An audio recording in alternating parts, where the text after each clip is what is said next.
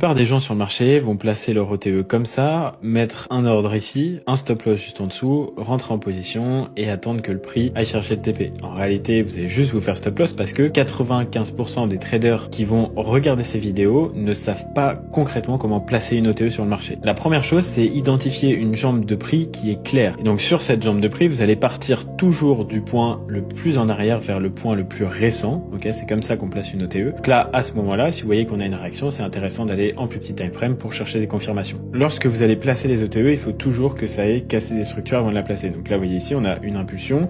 Ensuite, si on place notre OTE, le prix, il vient et il réagit sur les 0,5 ici, vous voyez, il vient juste les atteindre. Ensuite, on reprend notre OTE, on la place sur la dernière impulsion ici parce qu'on a eu un cassage de structure. On voit que le prix vient pile dans l'OTE avant de repartir. Et là, encore une fois, eh bien, c'est exactement la même chose. On a notre plus bas ici et on voit que le prix revient pile dans l'OTE ici avant de repartir. Et donc ça, c'est ultra intéressant et c'est ce qui nous permet de savoir exactement si le prix est surévalué ou dévalué en fonction des principes de premium et discount.